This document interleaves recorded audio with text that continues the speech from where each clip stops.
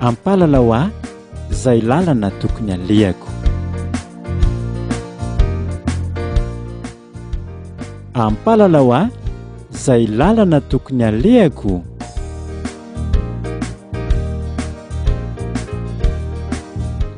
Fandaharana toto-sainy vondrona mifampitantana eto amin'ny radio Vaovao Mahasoa.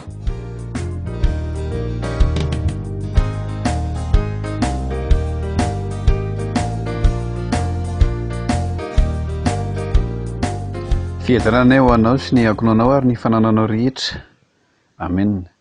Izany tenin'ny Samuel mpaminany izany no entinay miditra ao anatin'ny tokantranonao sy rariana soa sy fitahiana avy amin'ny Jesoa Kristy ho anao sy ny ankonanao ry havana, izay manaraka sy miaino ny onjam-peno ny radio Vaovao Mahasoa amin'izao alakamisy folakandro izao. Mivavaka isika. Ry Tompo rainay tsara indrindra, rainay izay any an-danitra, rainay amin'ny alalan'i Jesoa Kristy Tomponay eo. Misaotra sy mankalaza manome voninahitra anao izay ankehitriny noho ny fitahianao anay tsirairay avy. Sarotra izao fiainan'izao, manahirana izao fiainan'izao, mandalo olana, mandalo karazana aretina maro samihafa, mandalo faharatsiana maro samihafa izao fiainan'izao. Fa izay kosa nefa dia mbola notahianao, velona hatramin'hapamonjena, manana hery sy tanjaka ary fahasalamana. Dia isaoranay sy ankalazanay anao izany satria avy aminao izany, fa tsy misy avy aminay na dia kely aza.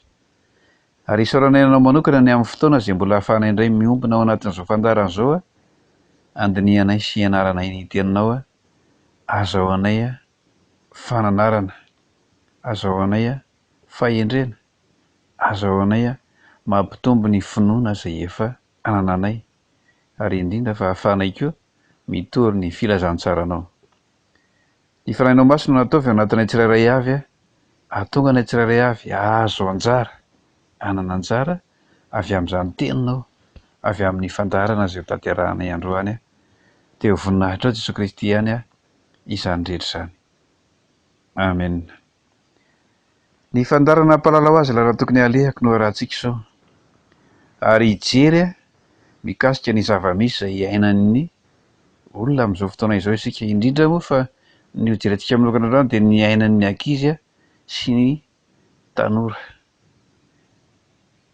Andeha ho jerentsika ny ten'Andriamanitra araka izay voalaza ao amin'ny epistily nosoratan'i Joda. Epistily nosoratan'i Joda, izay toko anankiray moa izany ny epistily nosoratan'i Joda, ka ny andiny fahafito ambin'ny folo ka hatramin'ny fahasivy ambin'ny folo no vakiantsika akantsika ny fampianarana androany. Alalantsika izay lalana tokony alehantsika eo anatrehan'ny tenin'Andriamanitra. Joda, ny andiny fahafito ambin'ny folo ka hatramin'ny fahasivy ambin'ny folo, vakiana amin'ny anaran'i Jesosy manao hoe: Fahatsiarovinareo ry malala ny teny voalazan'ny apôstôlin'i Jesosy Kristy Tompontsika fahiny, fa efa nilaza taminareo hoe izy amin'ny andro farany dia hisy mpaniratsira mandeha araka ny filanin'ny ara-tsim-panahiny. Ireo no mahatonga ny fisarahana dia olona araka ny nofo ihany, fa tsy mba manana ny fanahy. Ray masina, manamasinanay amin'ny fahamarinana, ny teninao no fahamarinana. Amen. Joda no manoratra eto. Nanoratra epistily Joda, fa ny epistily soratan'i Joda dia fohy satria toko anankiray ihany no nosoratany, ary andininy 13. Izay ihany no epistily nosoratan'i Joda. Ka ny andininy fahafito ambin'ny folo ka hatramin'ny fahasivy ambin'ny folo, raha fitinina dia izao: amin'izao fotoana izao no ambarany, izany hoe any am-parany any, amin'izao farany akaikin'ny atombotra ny andro farany sy atombotra fiavian'ny Tompo izao, dia misy mpaniratsira,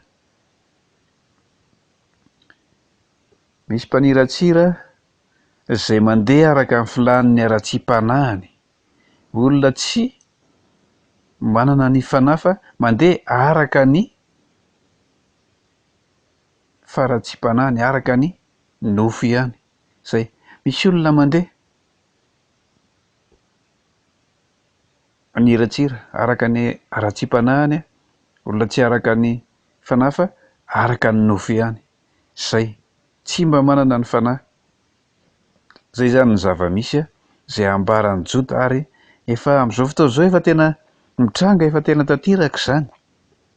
Ary karazan'olona, sarangan'olona, sokajin'olona maro samihafa no efa maneho izany hoe olona tsy manana ny fanahy masina zany, tsy manana ny fanahy fa mandeha araka ny nofony ihany, araka ny aratsim-panahiny dia maniratsira, manohitra ny tenin'Andriamanitra, tsy mety manaraka izay voalazan'ny tenin'Andriamanitra. Betsaka no efa mitranga amin'izany.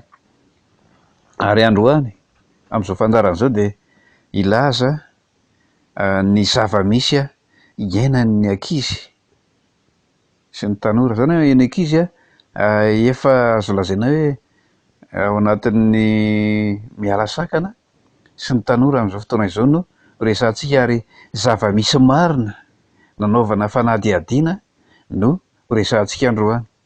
Satria tena hita mihitsy hoe manomboka eo amin'izay ankizy miala sakana eo amin'ny 14, 15, 16 taona miakatra makeo miditra eo amin'ny fahatanorana izay no tena isehon'ny adalàna sy ny ditra sy ny faniratsiran'ny ankizy ny olona amin'izao fotoana izao. Fanadihadiana izay natao tantara, zavatra maro no tantaraina, dia anjarantsika no mieritreritra sy ny maka ny lesona hoe ahoana ny fomba ho an'ny ray aman-dreny sy ho an'ny mpanabe sy ho an'ny tompon'andraikitra ireo, dia ahoana ny fomba hitezana ny ankizy sy hantsiana ny ankizy tsy handeha manaraka izany fomba ratsy sy toetra ratsy iainan'ny ankizy sy ny tanora amin'izao fotoana izao zany. Ary ho an'ny ankizy sy ny tanora dia maka lesona hoe ahoana ny atao mba tsy hatafalatsaka ao anatin'izany faratsiana sy fahadalàna izany. Aleo averina vakiana Andriamandinga aloha ilay tenin'Andriamanitra izay voasoratra ao amin'ny Joda Joda ny 9:7 ka hatramin'ny 8 ty. Fahatsiarovy ro malala ny teny voalazan'ny apôstôlin'i Jesosy Kristy tompontsika fahiny, fa efa nilaza taminareo izy hoe izy amin'ny andro farany dia hisy mpaniratsira mandeha araka ny filan'ny aratsim-panahiny. Ireo no mahatonga fisarahana, dia olona araka ny nofo ihany fa tsy mba manana ny fanahy. Zay, mpaniratsira mandeha araka ny aratsim-panahiny, olona araka ny nofo ihany fa tsy mba manana ny fanahy. Zany hoe raha dinihana tsara dia zao, ny nanaovan'Andriamanitra ny olona dia zao, ataon'Andriamanitra nofo tamin'ny alalan'ny famolavolana ny olona, ary rehefa avy eo dia nasian'Andriamanitra ny fanahiny, ny fofinainy tao anatiny. Ary ny mampiavaka ny olona amin'ny biby sy ny zava-mananaina hafa dia izay fananana ny fanahy zay. Ary ny fanahy izay mitoetra amin'ny olona dia zao, noho ny safidin'ny olombelona dia nahatonga fanahy anankiroa miasa ao anatin'ny olona, na fanahy masina na ny fanahin'ny faharatsiana na ny fanahin'ny devoly. Ka ny fanahy izay lazaina eto hoe tsy mba manana ny fanahy reto olona reto dia zao, tsy manana ny fanahy masina izy, tsy manana ny fanahin'Andriamanitra, fa ny fanahy araka ny nofo, izay fanahin'ny devoly, ny fanahy ratsy, ny asan'ny maizina no mitarika azy. Izao ny fandehan'ilay fanadihadiana fa ianoy tsara dia arao tsara, dia ny fa ho tsapana hoe marina zava-misy iainan'ny olona amin'izao fotoana izao zany zava-misy zany.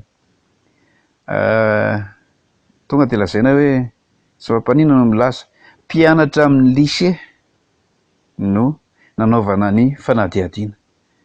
Izay ray aman-dreny manana mpianatra amin'ny lycée, izay mpanabe amin'ny lycée, izay tompon'andraikitra amin'ny lycée, izay mpianatra mianatra amin'ny lycée dia samy mieritreritra sy mandinika fa izao ny zava-misy iainan'ny olona sasany amin'ireny lycée ireny. Zaza, ankizy 14 taona hatramin'ny 9 taona, 17 taona, 18 taona no tafiditra ao anatin'izao resaka izao. Mandeha araka ny filany, araka ny aratsiny, araka ny nofo izy ireo. Rehefa natao fanadihadiana dia misy anankiray ny tantara sy ny laza ny fomba fanaondry zareo sy ny fiainandry zareo izay mandeha manohitra, mifanohitra tanteraka amin'ny voalazan'ny tenin'Andriamanitra fa manaraka ny fiainan'izao tontolo izao. Azo lazaina mihitsy hoe efa tena mamerina eto amintsika eto Madagasikara, mampiseho eto amintsika eto Madagasikara hoe ny fiainan'ny sôdômita mihitsy no ataondry zareo.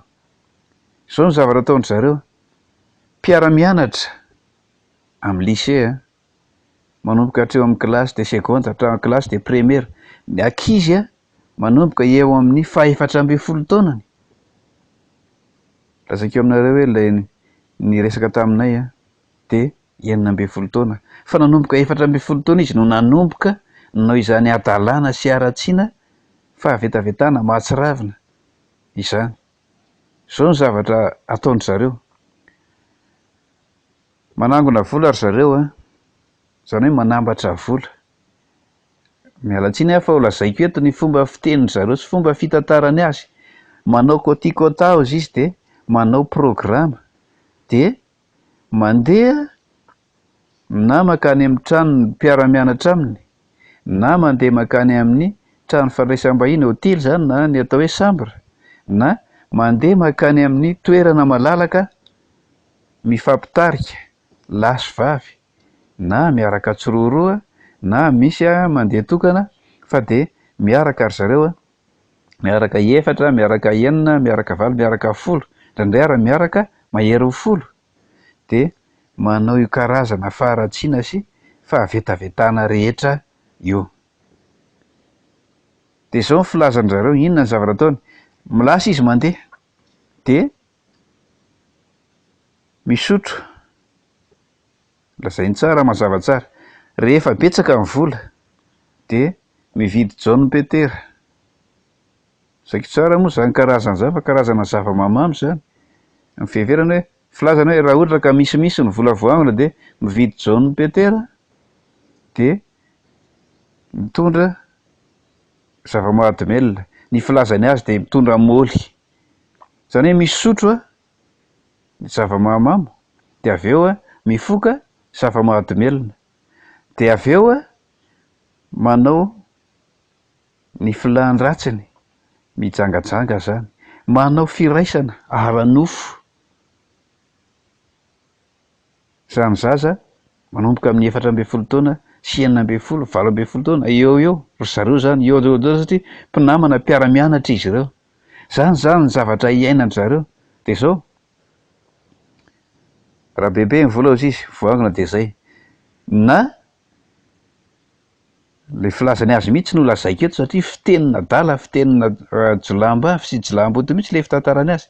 Na misotro beksa, zay ny filazany azy zany. Za rehefa nantany inona le beksa de tenenindry zareo hoe labiera. Labiera zany no ataony hoe beksa. Misotro labiera, misotro zay lany. Ny ankizy vavy anankiray lazaiko aloha fa ankizy vavy no niresaka taminay, nanaovanay ny fanadihadiana. Ny ankizy vavy anankiray de mahalany labiera 9 hatramin'ny 10 raha ohatra ka misy. Zay, mahalany hatramin'ny 9 ka hatramin'ny 10 ny ankizy vavy anankiray. Ny lehilahy moa zany de mihoatra an'izany ihany koa, na mitovy amin'izany. Zany filazanjareo. Raha ohatra ka kely hozy izy ny vola azo de jama. Zay ny filazany azy. Jama ny anaran'ilay zava-pisotro sotroiny zareo zany. Zany hoe raha betsaka ny vola de jaune petera zany no sotroiny zareo, na labiera. Raha betsaka ny vola. Raha kelikely ny vola de jama. Fa na inona zany sotroiny zareo de zao miaraka amin'ny fifohana rongony, zay ataony hoe môly. Zay zany ny filazany azy. Zany hoe tena ny karazana fahadalana sy faharatsiana rehetra de ataon'ireto ankizy ireto avokoa. De zao rehefa tonga any amin'izay toerana izay zany ka mitondra ireo zavatra ireo de miditra amin'ny efitrano anankiray na efitrano fain'ny mpiara-mianatra amin'ny zareo na miditra manofa hôtely na reny trano fandraisam-bahiny ireny. Zany izy no manao ny filahan-dratsiny. De za moa zany manontany tsara, tena manontany tsara, miala tsiny fa za tsy inona le hoe hanao ny fampianarana sy hanao ny fandarana sy za ao anatin'ilay fitaizanan'ny ankizy sy ny tanora. De tena manontany inona avy no ataonareo amin'izany? Fa de tantarainy fa ny karazana faharatsiana rehetra zay fanaon'ny sodomita de ataony zareo avokoa. Ny karazana firaisana ara-nofo rehetra zay ataon'ny olona mpaniratsira sy ny olona zay mandeha araka ny filany sy mandeha araka ny nofiny, zay tsy ho tantaraiky fa mety ho azonao sary an-tsaina ihany zany zavatra zany hoe zany no ataony zareo. Na maraina mandra-paharivan'ny andro ary mbola mandra-paharain'ny andro koa, na maraina mandra-paharivan'ny andro na hariva mandra-paharainan'ny andro, ary de manapatra manara-po amin'izany fahadalana sy faharatsiana izany ny ankizy mianatra amin'ny lycée aloha no ankizy sendranay ny sendran'ny resahanay de ankizy mpianatra amin'ny lycée, ary ny ankizy nresahanay de zao classe de première, classe voalohany any amin'ny lycée. Raha tonga de tsorina de lycée eto Antananarivo izy io, fa tsy tononona fotsiny hoe lycée aiza na lycée aiza. Zay mila mieritreritra ny mpanabe sy ny tompon'andraikitra rehetra any amin'ireny sekoly ireny aloha voalohany indrindra hoe manahoana ny fanaraha-maso an'ireo mpianatra ireo indrindra fa amin'ny fotoana zay tsy ianarany, de manahoana ny fitaizana zay hitaizanan'ireo ankizy ireo. Ohatran'ny fahafantarako azy ohatran'ny tsy de mahazo vahana loatra any amin'ny sekoly sasatsasany ny hoe fampianarana tenin'Andriamanitra mba hahafahana mitaiza sy manitsy ny ankizy sy ny tanora, fa amin'ny sekolim-pinoana matetika de tena misy ny fitaizana ny ankizy sy ny tanora mba hanitsiana azy ireo hisakanana azy ireo hananarana azy ireo hanana fahendrena fa tsy handeha amin'ny fahadalana ohatr'izany. Tena mahatsiravina ary mampiorikoditra ny fitantarany zareo. De za moa zany miteny, ahoana moa zany ny fiainanareo amin'izany? Fa de tantarainy saoma tsara, tantarainy daholo ny zavatra rehetrarehetra, tantarainy zareo hatramin'ny vokatra azony amin'izany. Voalohany indrindra ny lainga amin'ny ray aman-dreny milaza amin'ny ray aman-dreny izy fa mianatra foana, na misy zavatra atao miaraka amin'ny mpiara-mianatra hoe manao koro, na misy fanasany ny mpiara-mianatra aminy, na misy zavatra iombonana zay atao ka tsy ahafahandry zareo mody. Ary misy no mandainga hoe mandeha tany amin'ny fianakavianana izy de taraiky tany, misy moa zany miantso telefona hoe taraiky aty anany na taraiky aty anany, na amin'ny alalan'ny lainga, zavatra samy hafa, zany ny zavatra lazain-jareo. Ary misy ny tena mamitaka ny ray aman-dreny hoe mianatra fa tena tsy mianatra mihitsy efa mandritra ny andro maromaro izy nefa tsy mianatra. Tsy haiko zay fahaizany any am-pianarana hoe maka bien de sortie ve sa maka bien, tsy fantatro, fa ny filazany azy de zay misy efa andro maromaro, roa andro, telo andro tsy mianatra fa de manao adalana eto sy eroa, ka mila hoe fanaraha-maso avy amin'ny mpanabe sy ny tompon'andraikitra any amin'ny sekoly izany zavatra izany. Ary de misy ihany koa ny tokony andraikitra nefa raisin'ny ray aman-dreny. Voalohany indrindra tokony fidian'ny ray aman-dreny ny sekoly zay andeha andefasana ny zanany mianatra, tokony mifidy sekoly isika ray aman-dreny hoe sekoly manao ahoana ny tokony azo antoka amin'ny fitaizana ny zanakao sy ny fanabeazana ny zanakao. Zava-dehibe ny mahay fa zava-dehibe mihoatra lavitra no mahay ny manana fahendrena, ary tena tsy afaka misaraka ny fahalalana, ny fahaizana sy ny fahendrena. fa tady tsara ny teny zay voalaza fa ao amin'ny Kristy ny amin'ny Tesaloniana ao amin'ny Kristy no hiafenan'ny fahendrena sy ny rakitry ny fahalalana rehetra, rakitry ny fahalalana sy ny rakitry ny fahendrena rehetra. Zava-dehibe izany ten'Andriamanitra izany, tena mila mandinika lalina sy mieritreritra ny ray aman-dreny aizany zaza no ampianarina, manahoana ny fitaizanao, manahoana ny fampianaranao, fa tsy hoe izay mora ekolazy dia mora sara ampianarana, na izay mampahay mpianatra fotsiny dia ampy izay, fa izay mahahindry, fa ny fahaizana tsy misy fahendrena dia zava-poana. Tahaka le hoe kavina volamena, firavaka volamena amin'ny orokisoa. Zava-dehibe le firavaka raha ohatra izany, dia zava-dehibe le fahalalana, fa rehefa tsisy fahendrena dia zava-poana, tsy misy ilana azy, tsy misy dikany ary tsy mahasoa. Dia rehefa ndresana zareo dia ahoana koa ny fiainanao zany? Dia izao ny zava-misy manontany ahoana zany? Tsy misy bevoka ve nareo amin'izany?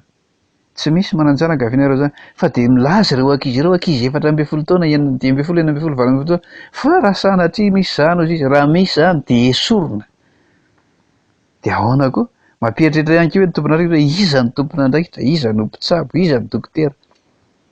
Manao an'izany fanalan'ny-jaza, famonoan'olo zany, sa ry zareo samy zareo ihany ve no manao an'izany? Fa za aloha mino fa tsy ry zareo samy zareo ihany manao an'izany, fa misy tompon'andraikitra, mpitsabo sy dokotera izay manao an'izany zavatra izany. Zavatra tena hoe mampalahelo, tena hoe mandeha araka ny filany sy ny faharatsiam-panahy, araka ny nofo. Izany ny ataon'ny ankizy, izany ny ataon'ny tanora amin'izao fotoana izao, ary tsy ny ankizy sy ny tanora ihany fa ny ankizy sy ny tanora aloha no hanaovanay ny fanadihadiana, dia izany ny zava-misy. Aoka samy andinika sy heritreritra ny rehetrarehetra. Aoka heritreritra ny tompon'andraikitra any amin'ny sekoly, aoka heritreritra ny ray aman-dreny. Samy mandinika izay andraikitra tokony ho tandrifiny tsirairay avy, dia mahatanteraka ny andraikitra tsirairay avy ny olona rehetra eo amin'izany fitaizana, ny ankizy sy ny tanora, ny zanantsika, ny taranaka izany. Fa ho antsika ankizy, ho antsika tanora ihany koa dia tena mila mandinika sy mieritreritra tsara hoe aiza ny lalana tokony hizoranao, hitondranao ny fiainanao. Tadio tsara fa ny olona manao fiainana tahaka izany, hoe mandeha araka ny filaniny ara-tsiny, mandeha araka ny nofo, fa tsy mba manana ny fanahy, tsy mba mandeha araka ny fanahy, dia mazava tsara fa olona tsy andova ny fanjakan'Andriamanitra. Araka ny voalaza ny ten'Andriamanitra, marobe no milaza an'izany, ny Efesiana, ny Galatiana, ny be dia be ny voalaza. Ary tena mampianatra antsika ny ten'Andriamanitra hoe mandehana araka ny fanahy, dia tsy hatanteraka ny filany nofo ianareo. Fantaro ny zavatra rehetra, azo mafy izay tsara, fa dio ny fanao ratsy rehetra. Aza manaraka ny fanao an'izao tontolo izao, fa miova amin'ny fahanavaozana ny saina, amantaranareo sitrapon'Andriamanitra izay tsara sady ankasitrahana no marina. Aza tia izao tontolo izao na izay zavatra eo amin'izao tontolo izao, fa ny zavatra eo amin'izao tontolo izao dia filany nofo, filany maso, ary ndreka momba izao fiainana izao izay tsy avy amin'Andriamanitra fa avy amin'izao tontolo izao, mandrara sy mampianatra antsika ny ten'Andriamanitra tsy hanao izany fahadalana sy filany ratsy izany. Eritrereto tsara hoe ankizy 9 taona, 4 taona, 10 taona, hatramin'ny 7 taona sy ny manodididina an'izay, hoe sady mifoka zava-mahadomelina, misotro zava-mahamamo, mijangajanga manara-po amin'ny filany nofo sy ny karazana faharatsiana. Zany ve no atao fiainana, fiainana mankany amin'ny fahafatesana mandrakizay, mankany amin'ny elo mirehitra afo, mankany amin'ny fahaverezana, manomevahana any Satana. Mitsinjaka ny Satana amin'izany, mandihy ny Satana amin'izany, satria izany no manjo ny ankizy sy ny tanora sasany amin'izao fotoana izao. Tsy hoe ny mpianatra rehetra akory, tsy mpianatra ny lycée rehetra, tsy ny ankizy sy ny tanora rehetra, fa misy manao an'izany, misy miaina arak'izany. Tena zavatra mampalahelo izany. Inona no atao eo anatrehan'izany? Izany mahatonga ny tompo maniraka antsika hoe hitory ny filazantsara. Mahatonga ny tompo miteraka antsika hoe andraso ary ny ondriko, fahano ary ny ondriko. Inona no andraikitra raisiny rehetrarehetra izay manan-tsaina, izay mahatsiaro ny manana andraikitra eo amin'ny fanabeazana, eo amin'ny fampianarana, eo amin'ny fitezana, eo amin'ny fitoriana ny filazantsara manoloana izany zava-doza izany. Izany zava-misy izay nanaovana ny fanadihadiana, izany tantarainy amin'ny tsotsotra amin'ny ankapobeny izany, fa raha tantaraina tsipiriany mihitsy izany araka ny fitantarany zareo azy amin'ny fomba fiteniny sy fomba fiainany, dia hoy izy ianao hoe tena Sodoma mihitsy, tena averina, tena Sodoma mihitsy izany, fa tsy miresaka zavatra hafa intsony. Izay fandaharantsika androany aloha, tohizantsika izy io amin'ny heriny, fa misy hafatra izay apetraka reto. Araka ny efa nolazaina tamin'ny heriny dia izao, isaorana ny rehetra izay niaran'ny ombom-bavaka sy niaraka nantanteraka ilay tafika masina natao tany Ambatolahy, fa vita soamantsara iny. Ary indrindra ihany koa dia isaorana ny rehetra izay nandray anjara tamin'ilay tournoi fifananana baolina ho an'olona fito foot 7 izay notanterahana tamin'ny volana marsa teo iny, tamin'ny firy volana marsa izy iny, fa miditra amin'ny andininy faharoa amin'ilay foot 7 tsika izay atao amin'ny 4 volana avril. Efa misy ny soratr'anarana, mbola mitohy fisoratana anarana, afaka miantso nareo ny 033 07 482 27 na ny 034 07 482 27. Averina ihany hoe 033 07 482 27, 034 07 482 27. Afaka miantso ireo numéro ireo nareo. Misy namana maro samihafa koa izay azo resahana sy azo antsoina raha tapa-kevitra. Misokatra isika amin'izao satria manao fitezana na iza na iza olona ao anatin'ny fiangonana afaka mandray anjara avokoa. Ny toerana ilalaovana dia eto manodidina ny tany ireo any eny amin'ny kianja Iavoloha. Ampitantsinan'ny lapam-panjakana io raha miala eo amin'ny areo amin'ny bus eo Fidanamanga ianao, rehefa farany amin'ny bus makany Andorana fotsiny izany na rehefa Fidanamanga izay mbola mitohy makany Ambatofotsy sy Amboanjobe dia Bepita Metsinanana dia misy terrain eo ambany andrefan'ny Carrera Colas eo ny toerana izay ilalaovana. Dia mananteny izay hoe isy fiara-miasa mbola azo atao moa izany ny milalao amin'izao araka ny voalazan'ny fipetrapetraka fanjakana, fa manaraka tsara ilay fipetra ara-pahasalamana isika. Izay ny fandaharantsika androany dia ho an'Andriamanitra voninahitra hivavaka isika. Isaorana anao Jesao ny fotoana androany izay nahafahanay indray nantanteraka izao fandaharana izao. Mino izay fa ho tafita any amin'ny tsirairay avy ny hafatra avy amin'ny teninao izay ambara sy ampitaina noho ny zava-misy eto amin'ny firenena. Ny angatanay aminao dia izao, ny tsirairay avy samy azo lesona amin'izany. Ary mangataka manokana ihany koa izay hoe ny tsirairay avy arovanao anatin'izao valana aretina izay misy eto amin'ny firenena izao, ka sa omenao tombonandro sy fahasalamana hatrany ahafahanay mandray ny andraikitra tandrify ny tsirairay avy, ahafahanay manitsy ny dianay sy ny lalanay, ahafahanay mizaha sy mikaroka ny lalana makany amin'ny fanjakanao. Dia mananteny izay fa ho ambininao sy ho salama amin'ny zavatra rehetrany izay rehetra tahaka ny hanambinanao ny fanahina ihany. Dia ho anao ihany ny voninahitra mandrakizay. Amen. Dia metraka mandram-peona mandram-pitafa ary manonona ny fiadaran'i Jesoa Kristy ho aminao sy ny ankonanao hatramin'izay. Amen.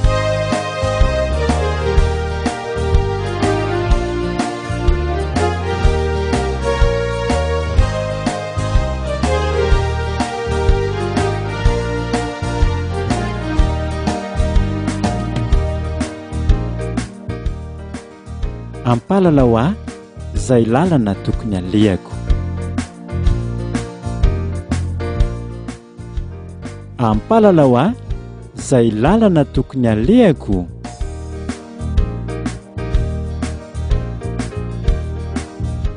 Fandaharana toto-sainy vondrona mifampitantana eto amin'ny radio Vaovao Mahasoa.